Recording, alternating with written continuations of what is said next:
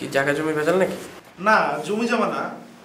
ব্যাপারটা হচ্ছে যে আমার ছোট ভাই চায় না যে আমি বিয়ে করি। কেন চাই না? ওর ধারণা বিয়ে করলে ঘরে বউ আসলে সুখের পরিবার দুই ভাগ হয়ে যাবে, পরিবারের মধ্যে একটা ঝামেলা হয়ে যাবে আর কি। এই কথা? আপনার তো ছোট ভাই বিয়ে করতে দিতেছে না, আমার আপন বড় ভাই আমার বিয়ে করতে দেয় না। সে বিয়ে অলরেডি একটা ভাঙাও দিছে, তারপর আর কি করার, ভাইয়া বিয়ে করছি, এখন সুখে শান্তিতে আছি আর কি। তাহলে তো আপনি বুঝতে পারতেছেন আমার সমস্যাটার কথা। হ্যাঁ, মানে একদম মানে পুরা জাদা অবস্থা। আমার ছোট ভাই কি কাজ করছে বুঝছেন, দুইটা বিয়ের প্রস্তাব আসছিল, দুইটারইও ভাগাই দিছে। মানে আমি মহা মুশকিল আছে বুঝছেন। মানে ছোট ভাই অনেক আদর করি, না পারি কিছু বলতে, না পারি কিছু করতে, মানে কি যে করি আমি বুঝতেছি না। জিডি করতে আসছেন নাকি আপনি? না, জিডি একটু কঠিন হয়ে যায়, জিডি না। আমি চিন্তা করতেছিলাম কোনোভাবে যদি এমন কোনো ব্যবস্থা করা যায়, মানে এক রাতের জন্য, মানে বিয়ের রাতের জন্য খালি ওরা যদি কোনোভাবে থানায় আটকে রাখা যায়। মানে আচ্ছা, কি আইনে আটকে রাখবো বলেন তো আপনি? এটা তো আমি জানি না। মানে আমার শাকিল বললো আপনার কথা, আমি শাকিলকে সব খুলে বলছিলাম, তো শাকিল বললো আপনি সব সামলায় নেবেন। শাকিল ভাই যেহেতু বলছে এখন, আচ্ছা আপনি টেনশন করেন না, আমি ব্যাপারটা দেখতেছি। আপনি ছোট ভাই আপনার কোনো ডিস্টার্ব করবেন না বিয়ের দিন, এটা আমি দেখতেছি। আমার ওই সেকেন্ড অফিসের বাইরে আছে, ওই ছবিটা আর ঠিকানাটা একটু দিয়ে দেন কষ্ট করে। মানে আমি একদম নিশ্চিন্ত থাকতে পারবো? হ্যাঁ নিশ্চিত থাকবে, কোনো সমস্যা নেই। তাহলে আমি বিয়ে করতে পারি নাকি? বিয়ে তো অবশ্যই করবে, কোনো সমস্যা নেই। আমি কিন্তু বিয়ের কার্ড আপনাকে দিয়ে যাবো বুঝছেন। আচ্ছা ঠিক আছে, আসবো। ভাবিরে নিয়ে আসবেন কিন্তু। আচ্ছা ঠিক আছে। আচ্ছা শুনেন, এই ব্যাপারটা নিয়ে সবার সাথে আলাপ টালাপ করার দরকার নেই। মানে এটা তো আপনার আমার মধ্যে থাকলো, মানে শাকিল আপনার কাছের মানুষের জন্য আপনার সাথে ব্যাপারটা একটু শেয়ার করলাম আর কি, বুঝছেন না? না না, আচ্ছা বুঝছি, এটা ব্যাপার না, এটা বুঝছি আমি। আপনার সাথে আলাপ করছি। ঠিক আছে, আজই তাহলে ওকে তাহলে। আচ্ছা।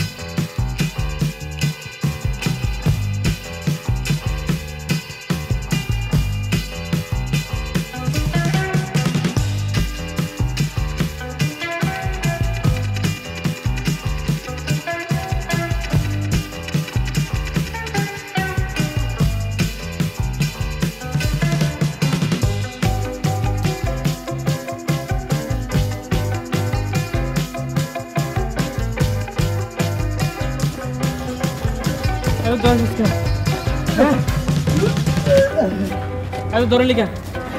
হ্যাঁ আমি দুটা জিনিস, কি দুটা জিনিসও বেশি, কি দুটা জিনিস, দুটা জিনিসও বেশি করা। হ্যাঁ এটা হলো পুলিশ আর এটা হলো কুত্তা।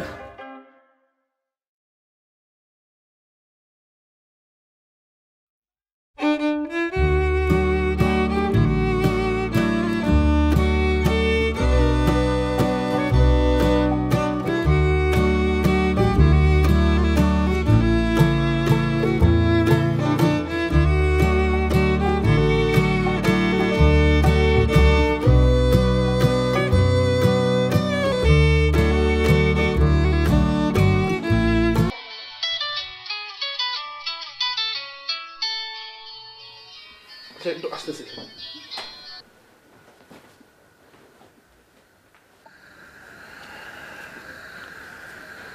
হ্যালো ওসি সাহেব। বদরু সাহেব কেমন আছেন? এই তো ভালো আছি ভাই, আপনি কেমন আছেন? বিয়েটা কি ঠিকঠাক মতো হইলো? হ্যাঁ হ্যাঁ, আপনাদের তো সবকিছু ঠিকঠাক মতোই হয়েছে। তাহলে এখন কি করবো, আনোয়ারকে কি ছেড়ে দেবো? আজকেই তো বিয়েটা হইলো, আজকে রাতটা থাকুক, কালকে সকালে ছেড়েন। আচ্ছা সকালে ছাড়তেছি। আরে দোস্ত, আরে কি বেটা তুই মানে বিয়েতে আসলি না? মানে আমি কত মিস করলাম তোর। হ্যাঁ ভাবলাম তুই আসবি, তুই তো আসলি না। আরে কি বেটা, মানে হ্যালো ওসি সাহেব, হ্যাঁ বদরুল সাহেব। শোনেন ভাই, আপনি ইয়া করেন, আপনি ওই কালকে সকালে ছাড়েন বুঝছেন, একটু ঝামেলাতে আছে বুঝছেন। হ্যাঁ মানে আপনি কালকে সকালে ছেড়ে দেন ওরে, আজকে রাত থাকুক। আচ্ছা আমি সকালে ছাড়তেছি, কিন্তু আমার গিফটটা কি হলো? ও আপনার গিফটটা তো আমি হ্যাঁ পাইছি, তো পাইছি, গিফটটা পাইছি, কোনো অসুবিধা হয়নি, কোনো প্রবলেম নেই। আর কালকে সকালবেলা আপনার গিফটটা পাঠাই দিব না আমি। এখন রাখি ভাই, বহুত ঝামেলাতে আছে। হ্যাঁ পরে কথা হবে, হ্যাঁ রাখি।